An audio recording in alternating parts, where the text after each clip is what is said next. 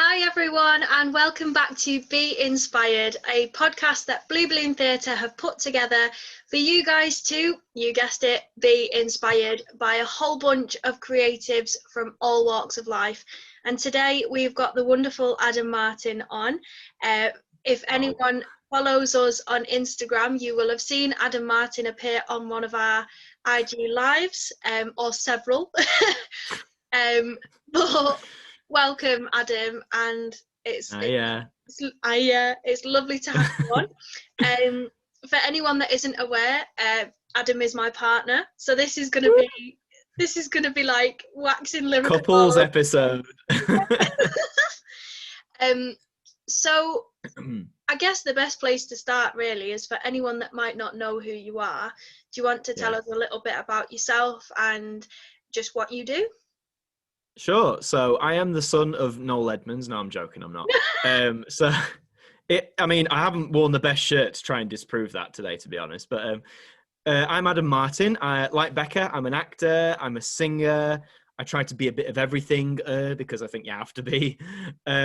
Recently, I've been making a lot of stuff for YouTube under my stage name, Adam Martyn, which started off way back when in 2012 as I think like a lot of people, like a hobby thing, you know, here and there. Started doing it more from 2016, and actually through the last year, it's oddly enough been my main source of income through the pandemic. So I'm very thankful for that. So it's sort of become, I don't want to say it's like my job at the minute, but it is sort of, I think, the closest thing I have to a job, if that makes sense currently. You can make your own rules, but which I often make too many rules for myself. But yeah, I just like creating things I'm passionate about, things I want to discover about, things I want to share, things I hope people will take away, like educational stuff or fun stuff. Just a bit of everything really. It's what I like to do. Nice. You have had such a journey with YouTube in the past year, and I feel like that's such a great place to start because, as you said, you back in 2012 you started creating content for YouTube, and since then it's kind of grown into something. It wasn't really content back then. And it was more, here's my Samsung Galaxy S2. I'm going to film really shakily with it and not make any cuts or edits whatsoever. So, but I get what you mean. Yeah. Yeah. I mean, you've definitely grown in that sense because your editing is just like exceptional. It's hilarious. You're a big fan of memes as well. So, I love a meme. Oh, you do.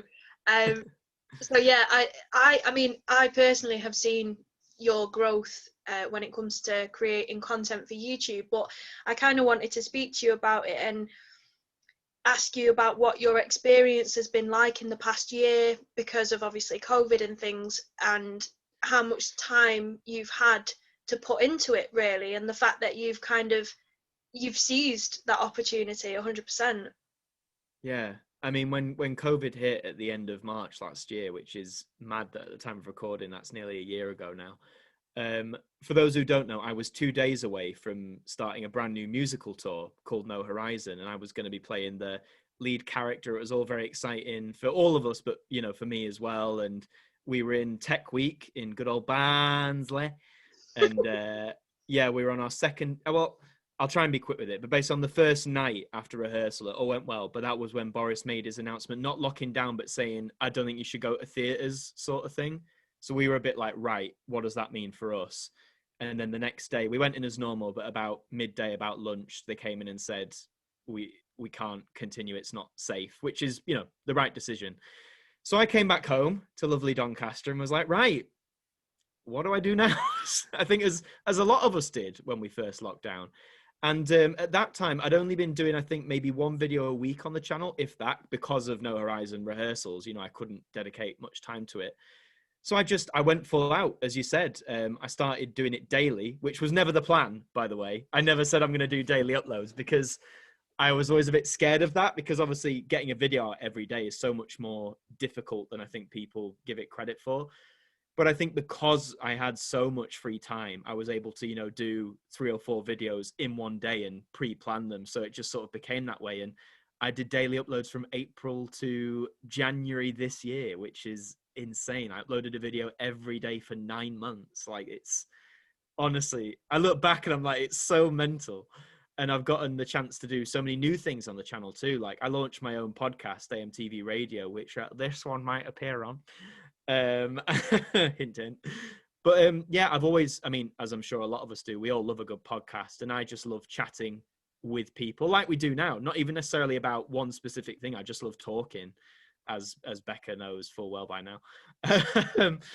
And yeah, that was a great way to meet a load of people in various communities, mainly the Doctor Who one. And there's so many wonderful Who tubers, as they're called, who I'd watched and admired, and people are so down for it, you know, chatting about their work and about Doctor Who. And I've made so many new friends in that space, and it's one of them, you know, we're all sort of saying, oh, we hope when conventions go back up, we can all actually meet in person, because now we're all mates. And I think it's things like that. Do you know what I mean? There's such a joy in it. It's like acting. You work on a project with people you've never met, and then by the time you've left, you're like texting them and ringing them and like organizing get-togethers. It's very much that sense of a community spirit. And I think that's what I've loved the most about YouTube this past year, sort of finding a community and finding people within that community.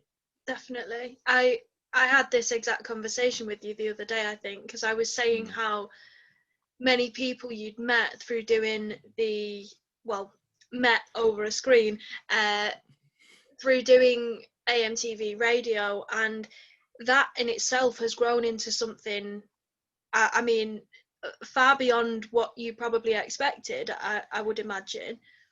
Yeah, it's surprise. I think the biggest surprise is when I have guests on, and you know, you do like what we've done before this recording. You just say hello and have a bit of a chat, and the amount of guests who come on and say, "Oh yeah, I've listened to the podcast," and it's like, what the fuck? Do you know what I mean? It's like it's mind blowing that people. It sounds so daft because you're putting it out there to be watched or consumed, but it's still weird when you're interviewing people whose work you admire say, "Oh, I've watched your stuff and I really like it." Do you know what I mean? It's such a weird feeling, not a bad feeling, but it's so weird to hear it. It's like, wow, someone actually likes what I do. Because I think a lot of creators will say when they start out, they're not doing it necessarily for anyone. They're just doing it for them. And then it can snowball, which is one of the wonderful positive effects of YouTube. There's some downsides, but there's many a positive when you get a following, I think. Nice. And how many followers have you got now? Oh, I thought you were going to ask that question. I don't. Oh, look how many followers I've got. At the time of recording, I am very, very, very, very close to 12,000 subscribers. I think I'm only about 10 away, so that's very exciting. So please go and subscribe. But yeah, I'm close to 12,000, which again, I always try and say to people, in the grand scheme of YouTube, that is still considered a small channel. If you look at who else is out there, which I mean, I never set out on YouTube to be big. That was never my aim. But to me, the fact that I've got 12,000 people who, not all of them do, but, you know, people who are subscribed and potentially watch your stuff, that's insane. Like, it's mad. You know, you never expect that many people will like what you do. So I don't envy those who have like millions of subscribers, because I reckon they wake up and think, my God, like millions of people watch what I do and what I think. And I think it's realizing how much, not in a, I don't mean in like an egotistical way, but how much influence you can have. Because if I'm talking about something like a review, I always try and get across that it's my opinion. And if you have different opinions, that's okay. I feel that's really important, and it gets lost so often on social media. But I have seen people who watch my stuff and go, "Oh yeah, you're right. It's bad or it's good or whatever." And I'm like, don't say that just because I've said it. Like, use your own thoughts, I guess. Because we all have to some extent. You know, we get accused of mobilizing our fans, if you like, to think a certain way. Whereas what I try and do is, if I feel very strongly about something on Twitter, say if it's someone, I won't get into detail because they'll probably at me, but say if it's someone, you know, someone who has a very strong view that's opposite to you, that you consider to be hurtful or damaging, I will respond to that saying, I think this is wrong. I think this type of thing shouldn't be on the platform. But I will never say to my followers or my subscribers, you should go and tell them that too. I want them to analyze the situation. And if they agree with them, that's their prerogative. Do you know what I mean? I never want to feel like I'm mobilizing people, because that's just a bit weird. I don't want an army. Yeah, I think that's the best way to be. And just kind of touching upon what you just mentioned there about, you know, people who may have millions of subscribers, I think it kind of goes back to that thing of they feel so comfortable with their audience, I would imagine, and from what I know Mm. and have seen, that they sort of revert back to just creating whatever the hell they want because they've Yeah, got the following there. So it's quite interesting, the journey of being a new channel, and then being someone like yourself who is really quickly growing into a bigger channel, and then being the huge channels that it's almost like no matter what they say or do, they couldn't do any wrong. I mean, obviously there'll be people that don't like their stuff, and I yeah. would imagine they get a lot of comments and things like that, but I mean, you probably wouldn't care by that point. Yeah, it's a weird fine line, because I've seen there has been scandals on YouTube, and I'll just say this now: YouTube drama is so trash, but it's like it's a very big guilty pleasure. I secretly love it. But you know, people on YouTube have done bad things, and I think in some cases that I've seen, they've done it because they forget that they're not invincible, like you say. Yes, they're comfortable with their audience, but because they think they're so big and they've got this influence that they're above criticism or above wrongdoing, which of course isn't true, and then they get their comeuppance for it. So I mean, I don't know what's going to happen to my channel in the future because, as you know, and if anyone who doesn't, I'm an actor first, always. So if I, you know, maybe one day, if I got like a big long running role in a stage play or a TV, you know, anything like that, Mm-hmm. YouTube would have to take a back seat, and I know that because that's my choice. It's it being acting first. But even if I continue YouTube and I say grew to be a much bigger channel, I would always try and hope I would sort of keep that sort of grounded aspect of not thinking I'm above anyone or anything just because of my subscriber count. Because when you break it down, it's stupid. It's like, what? So you've got a bigger number than me, so you're better than me? Nah, like, sorry, honey, doesn't work like that. Yeah. But yeah, but because I think, sorry to go on, but I mean, I think the whole numbers aspect is so you can be so easily suckered into it, like, you know, watching your subscriber count, watching your view count, because of course, you know, you hope people watch it, Mm. but I think it's very easy to be, I've seen people suckered into it where it then becomes a bit of a detriment to them, whether that's in their regular job or their health or whatever it is, because that it's become like their sole obsession, if you like. And I think there's a way to try and keep it healthy. You've just got to, I guess, balance yourself. I think me and you do that quite well. We know that we know content we want to make, but at the same time, if for whatever reason we can't get a video out or something like that, we're not like everything must be stopped. It's like, no, we can, it's fine. Do you know what I Yeah. mean? It's cool. Yeah. So there you go, folks. Do not keep your eyes on the numbers because it won't help you. Don't look at the numbers and just don't be horrible. Yeah. That's the simple answer. Yeah. That's it, isn't it? It's just staying grounded with it. One of the things that I wanted to briefly touch upon was your content and the kind of videos that you produce for YouTube, because you have a very specific niche of videos and of content, and something I'm completely fascinated by and probably always have been in the time I've known you is how you came to finding that niche for yourself. When did you discover that that was the kind of content you wanted to make on a regular basis? On the reg. I think it was a summer of 2016. So we were between our second and third years of drama school. Mhm. And by that point, it was, you know, sort of ad hoc uploads. It wasn't serious. It was the hobbyist stuff like showing, here's what I got on vinyl this week, or here's what I got as a Doctor Who DVD. But it wasn't, as I say, it wasn't content. It wasn't edited or anything like that. And I'd watched a documentary about the origins of BBC Two, how it came about. And I thought, this would be cool, but to do in like a succinct way. And then that expanded to talking about the 5 main terrestrial channels here in the UK. So for anyone who doesn't know, that's BBC One, BBC Two, ITV, Channel 4, and Channel 5. And I thought I can do a brief history on this, sort of surmising their origins and what they are in like 10, 15 minutes. And at that point, I'd recently gotten a Apple MacBook computer that had editing software built in. So that was my first time editing, which was a learning curve. And again, it was just like a one-off project. I never thought I'll do more. I was like, I just want to do this. But then that took off quite quickly, actually, for my channel anyway. A lot of people watched it.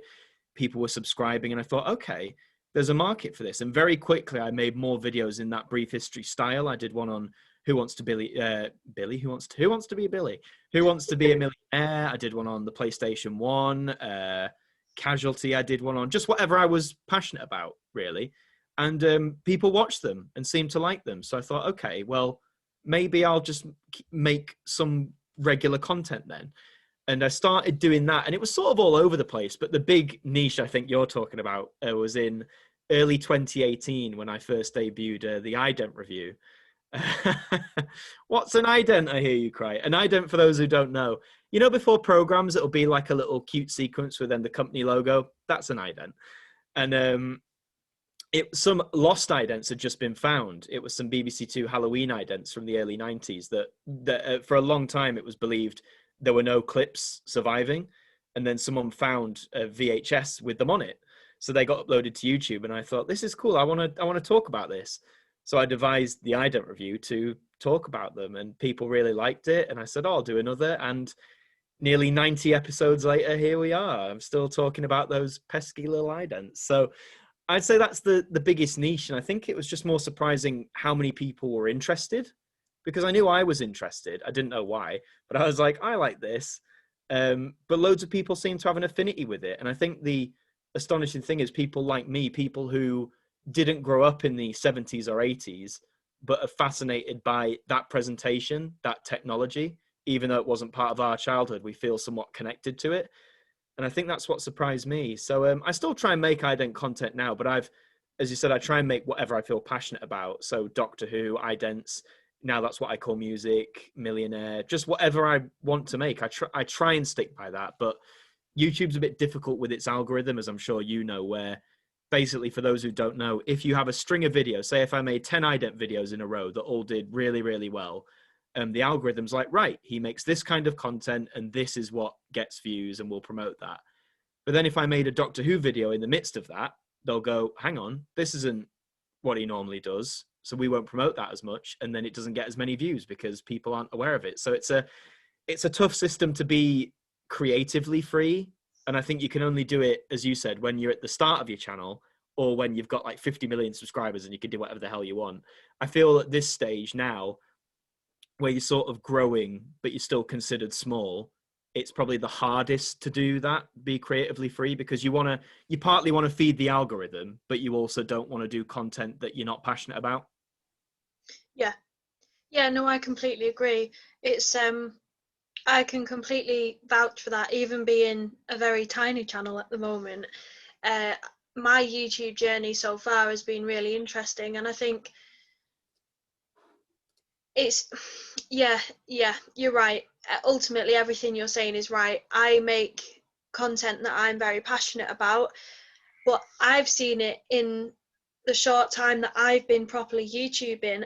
I uploaded something last week and it was completely different to all the videos that I'd uploaded so far. And suddenly the view count was considerably less than the rest of them. And I was like, okay then, maybe I won't create anything like that again. But I think it's, for me anyway, I just sort of reminded myself that it's a new kind of video for my channel, and I'm not gonna abandon that idea because I do like it. And but it's just a case of it's there, it exists, and we've just got to promote it, I guess. But I think that's what we were saying, like about the numbers as well. It's so easy when a video doesn't do as well to be discouraged by that and then think, oh well, I shouldn't make this again. Like the example I can think of at the minute is the Now review series that I do, which again has been running on the channel for years, which is I review new Now albums that come out. Now that's what I call music.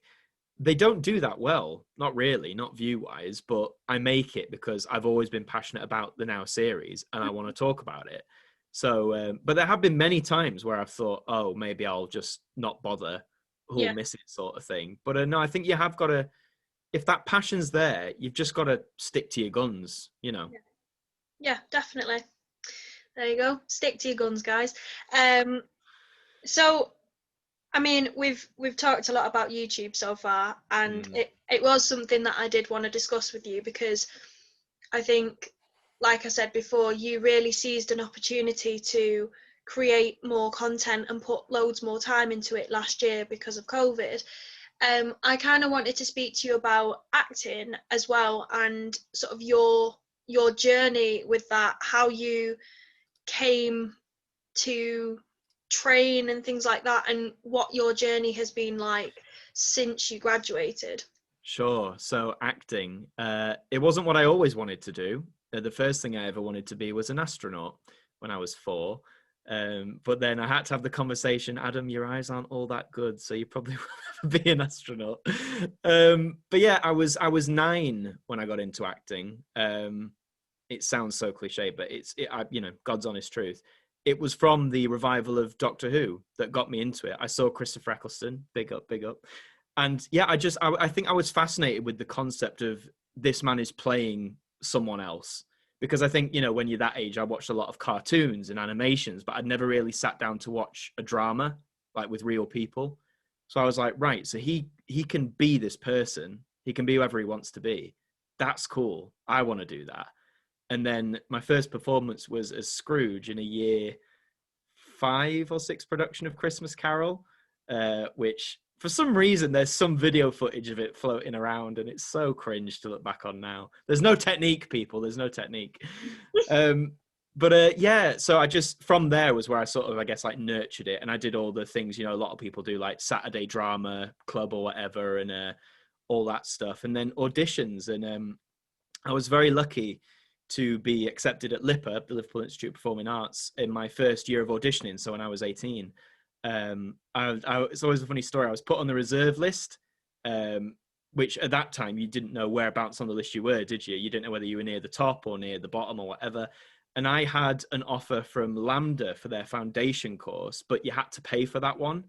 And it was like 11 grand, and then also moving to London. And I remember chatting with my parents, and they were like, well, we can do it if you want to. And I felt so bad because it was going to really like financially stretch everything. So I rang LIPA, a bit ballsy of me, really. I rang LIPA and said, I'm just curious if you can tell me where I am on the list. Because I thought if I'm in like the top 5, I'll risk it and turn down LAMDA in the hopes that LIPA will say yes. If I'm near the bottom, I might accept LAMDA. That was my thinking. And they went, right, okay, well, give us a minute. We'll come back. Comes back and says, yeah, we'd like to offer you a place. And I was like, oh, what? So like, see you later, LAMDA. But, so that was how I got in miraculously. And as you know, we had a fantastic 3 years. I met 29 wonderful human beings, one of whom's now my girlfriend. And yeah, we did lots of great shows. We learned lots of amazing technique, lots of things along the way. Graduating was surreal, really. I mean, you can relate, I'm sure, because it's that moment like the day after or a few days after when it's like, right, we've got to do this now, all that training. Because anyone who's got any thinking about drama school, you will very rarely will you walk out of it straight into something. Some do, some are very lucky, but often it's not the case. But LIPA made no pretense about that. They never said, we will make it so when you leave here, you'll be in the West End. They were always very good at being like, we'll give you the skills and the technique, but then it's on you, which I appreciated. So yeah, I think it was just weird those first few months at the end of 2017, just sort of like finding work, quite frankly. I mean, I was lucky that I did a schools tour from September to December that same year. So that kept me busy, which had its own highs and lows. But it made me realize that I love doing theatre for children in schools, because I think TIE, theatre and education, is still sadly in some corners looked down upon. It's like, oh, well, it's theatre for schools. It's not proper theatre, which is, I won't swear, but it's rubbish.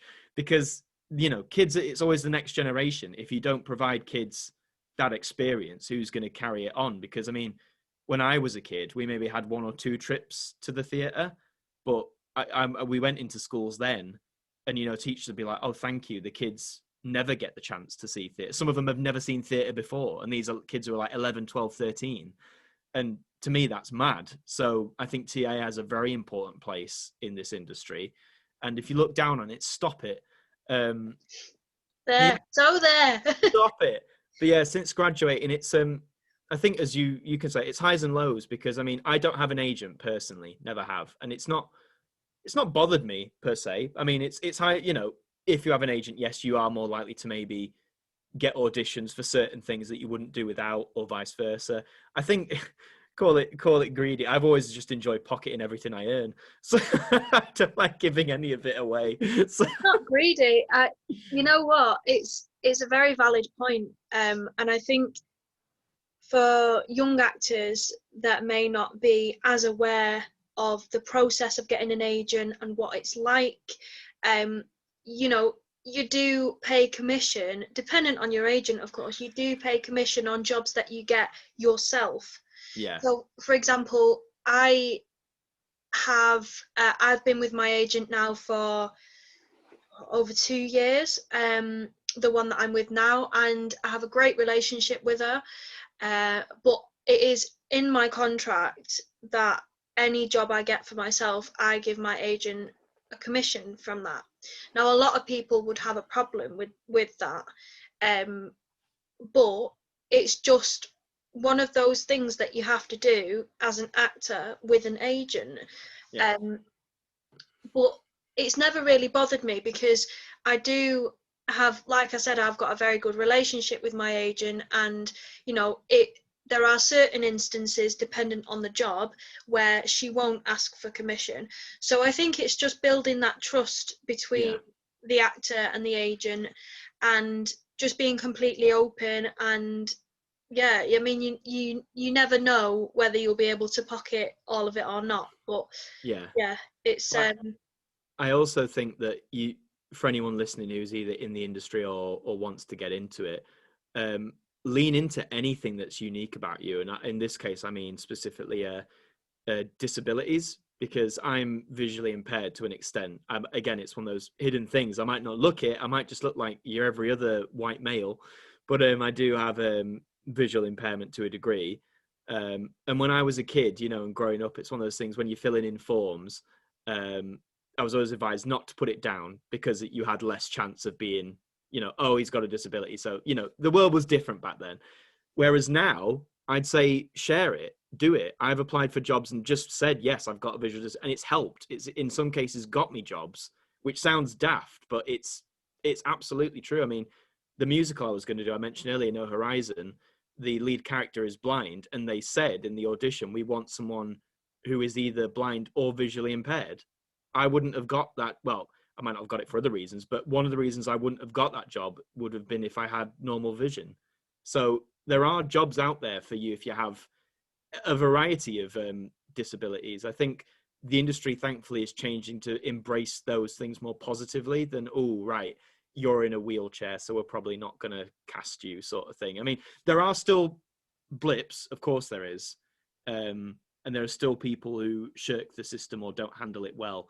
But there is a lot of force for positive change happening, I think, as far as disabilities are concerned. yeah, no, I would completely agree. And that was it was lovely actually when you were preparing to tour No Horizon. It was lovely to know how supported you were as an actor with a disability. I remember you telling me about how the whole team was so great, supportive, and that's exactly how it should be, and Yeah. it should continue to be that way. And I completely agree. I think that was something that I sort of touched upon in my podcast on AMTV radio with you, was that if there's something unique about you, if there's something you can do really, really well, use that Yeah. to your advantage, because you're absolutely right, it will get you places, it will get you work if you showcase it in the right kind of way. I remember when I auditioned for Dracula back in 2019. I'd gotten that audition through one of my previous directors, and she was going to be assistant director on Dracula. So she told the director about me and essentially sung my praises. And she told me, and I was like, oh my God, I've got this audition and I cannot thank you enough, because Yeah. this theatre company have been on my bucket list for the past like 2 or 3 years. So this is amazing. And I went into that audition, and it was so relaxed, but it was absolutely wonderful because she gave me the opportunity to sing, to showcase one of the accents that I could do, to do a monologue, which was Shakespeare. So straight away, you've got 3 different skills of mine, and 2 of which, the singing and the particular accent that I was required to do, I was quite good at. So it was that thing of, I did that, and I was obviously, as everyone is when they're at an audition, you're nervous. Oh but yeah. I had that belief in myself, because I was like, I know that I can do this, and I know that I can do it very well. So I went in with that, and as soon as I got the part, and as soon as we got to the production and rehearsals, I was then sort of trusted with the vocal aspect and the musical aspect of this role. And to be given that opportunity to be so independent with it, and sort of create it all yourself, that only came about because I showcased my vocal talent. So you've just got to go out there and be like, hey world, this is what I can do. And it's not in an arrogant kind of way. It's like, you wouldn't have gone into the No Horizon sort of audition room or whatever and gone, oh, hiya guys, look, I can't see, aren't I great? You wouldn't have done that. No. But it's that thing of being like, I have experience of this, and I know that I can bring that to my work. Absolutely. But yeah. Funny old business, this, isn't it? It is. It really is. Yeah. No, I mean, we've had the privilege to work together a couple of times on things, and I mean, I think both the things we've done a schools pantomime together, and we've done a drive-in pantomime the year just gone, which I think meant a lot more than usual, because obviously with the pandemic, the fact we were able to bring some Christmas cheer to people meant more than ever. And again, it just shows, that was a small show out in Chester, but it held so much importance to us and the people watching it. And I think that's the purest theatre. I think if you want to get into this, it's fine to have ambition, of course it is, but if you're in this because you want to be famous, then chances are you're not going to be famous. Sorry. We do it because we love it, and we love getting that enjoyment out of it, and we're very lucky that we can make it, at this point anyway, a career. So yeah, as long as it still is fun. I remember starting at Lipper, and our head shooter Steve, as anyone who knows him will know, but lovely American guy. But I remember he said, guys, he said, we've had some wonderful students through these doors who aren't actors anymore. And we were like, oh, we were curious. We were like, why? What have they done? And the one that always sticks out, I can't remember her name. I think it was Leanne or something. But he said, oh, it was like, his favorite student. He was like, she was brilliant. She could do anything. She was a really naturally talented actor. And he said, yeah, but she wanted to start a family, and now she runs a farm with her family. And I was like, for me, I don't know, that was a real, not wake up call, but it was a relief in a way. Because I think when you're building up, especially to drama school, I think it is drilled into you a lot. It's like, you want to be an actor, and that is it. There is no alternative. If you're doing this, that's it. There's no alternative in life. And that's just not true. Things change for a variety of reasons. And I think I always, it's so sad, but I always abide by a quote by a character called Tegan from 80s Doctor who does sum it up perfectly though.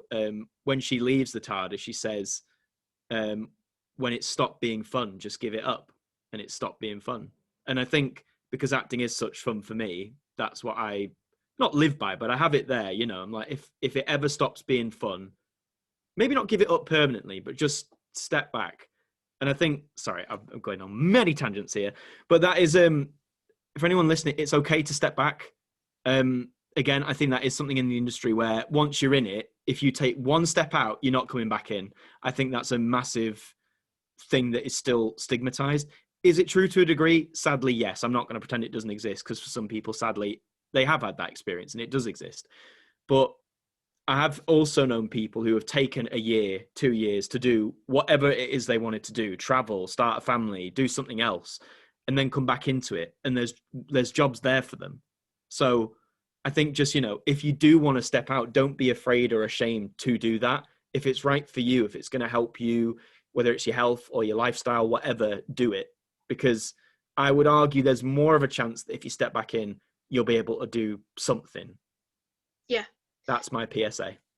Yeah, you know what? That's so true. And unfortunately, there is a bit of a stigma around leaving the industry for, it's not even leaving the industry, it's taking a step back from it for a while. Yeah. And it should be as normal as, making a brew in the morning. It really should, because we are all human beings, and I speak on behalf of myself and of you and a lot of the actors that I know. We work really, really hard for the thing that we want to do, and because we love it. We're very, very passionate people.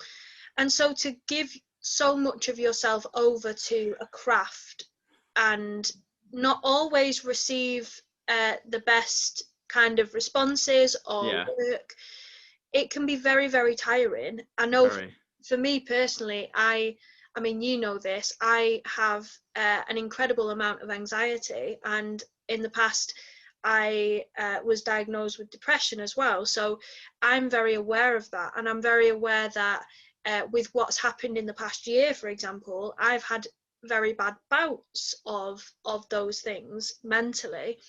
And so even if it's just for a week, 2 weeks, whatever, I've kind of taken a step back from acting or whatever it is that I'm up to at that time. And I've tried as hard as I can to be like, don't feel guilty, because you need this time to recoup and recharge batteries. But ultimately, there is always going to be, I think, for performers or any sort of creative, there probably will always be that seed of doubt, maybe of worry, that you maybe won't get back into it. But I think if you're determined enough, you will get back into it. And like you said, sometimes taking that time out and coming back, having a whole breadth of new experiences, knowledge and understanding of the world can lead you into work. So yeah, very good point, Adam. Thank you. I just don't think mental health is nothing to be ashamed of. And I mean, it is, I'd say over the last 5-10 years, it has gotten better in like wider society, people's understanding, people's reaction to mental health. But I still think there are some instances where, even if it's not directly, it's made out that if you don't accept something or commit to something or have to drop out of something because of mental health, then that in some way is a detriment to you as a person. I don't agree with that. I've always believed if it's concerning your health in any way, health always come first. I mean, I always go back, my dear gran, who's turning 99 this year, people, so words of wisdom here.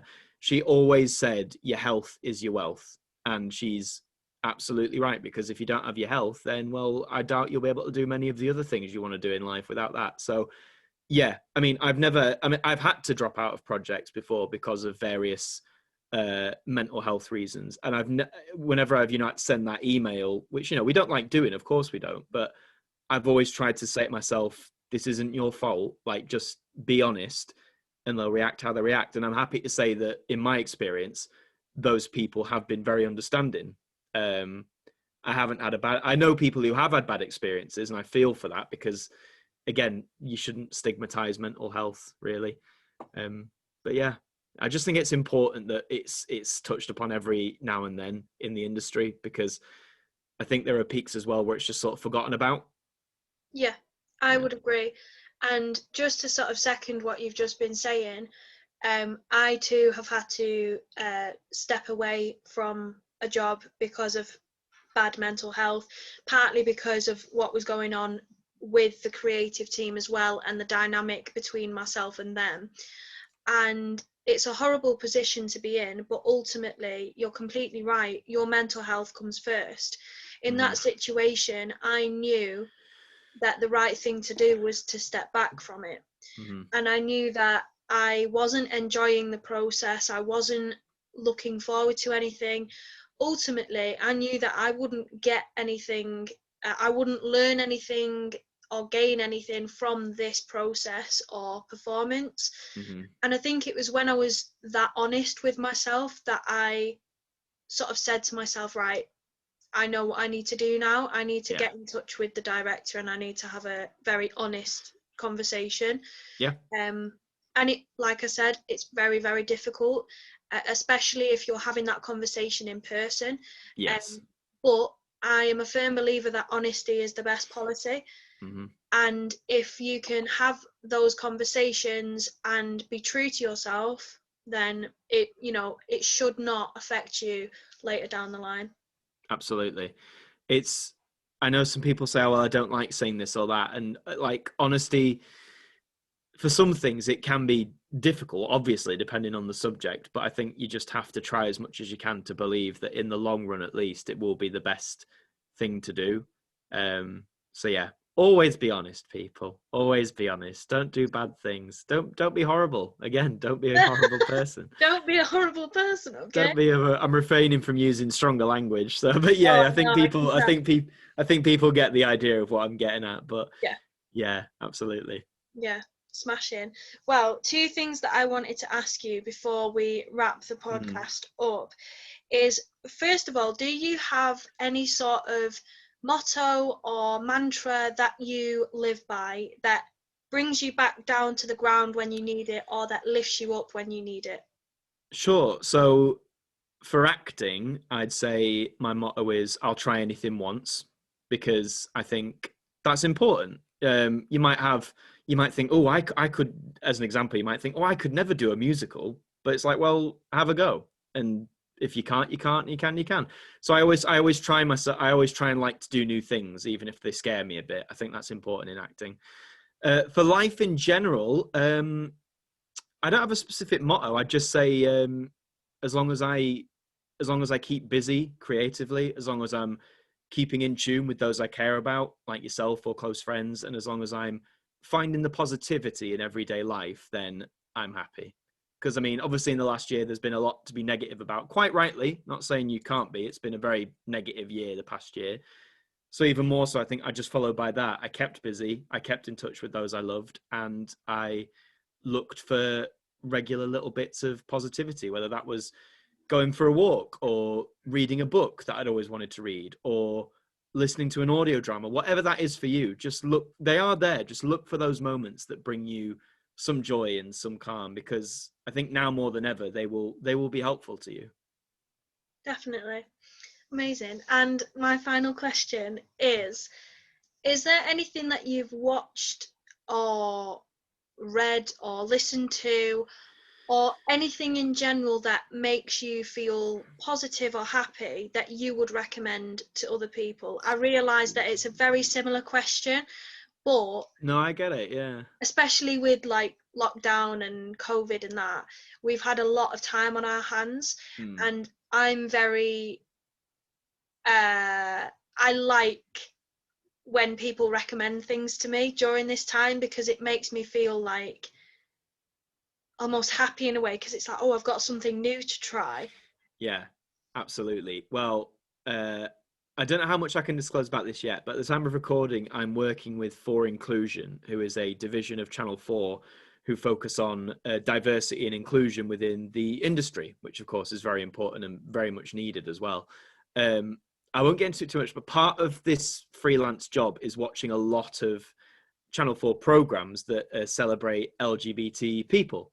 And there's numerous shows throughout history that, I mean, if you haven't seen It's a Sin, the new Russell T Davies drama, watch that. It will break your heart, but it's brilliant. Russell's other works for Channel 4, Cucumber, Queer as Folk as well, from the late 90s. There's a brilliant, I remember telling you about this, there's a brilliant drama from 1983 called One Summer, which is a 5-part series with a very young David Morrissey, about 2 Scouse lads who run away to Wales. And I won't say much more, but it is available on DVD and Blu-ray. And if you get the chance to watch it, it's a big thumbs up from me. What else? Oh, also listen to audio drama, all kinds of audio drama. I mean, the one I've listened to, and you're already smiling, if you're not a Doctor Who fan, zone out for a minute, but there's this company called Big Finish who make audio dramas, mainly on Doctor Who, but other things as well. And I'd say give audio drama a try, because I mean, the way Big Finish it, it's so immersive. Like I sometimes have it on whilst I edit, but sometimes there are things that will happen that make me stop because it's grabbed me that much. And there are several companies out there who make audio dramas or audiobook readings of things, and I just go and try one. Just go and try one and see what you think. I know the audio thing isn't for everyone, but if you like it, if you discover it and like it, it's a joy. Honestly, there's so many wonderful stories, and it flexes your imagination as well because you've got to imagine what you're hearing.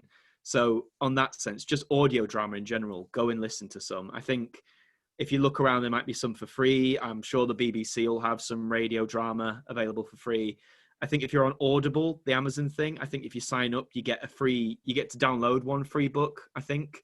So yeah, just go and try audio drama and see what you think. That's my biggest recommendation, probably. Nice one. Well, thank you so much, Adam. Thank No you for your worries. time today and your energy. Completely different to our last podcast, if you watched the last one with Jenny McIntyre. But I honestly cannot thank you enough for coming on today, and thank you to everyone that has watched.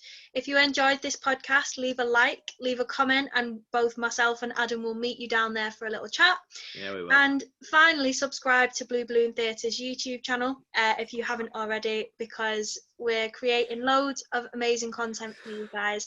And, you know, we're just making art and creative chats like this accessible to as many people as we can. Adam, would you like to plug any of your social medias? Sure. So YouTube, just Adam Martyn, Martyn with a Y, not with an I, please. It's Martyn with a Y. You'll find me there. I sometimes go by AMTV, which isn't the channel name. It's sort of the channel branding, but it'll probably pop up.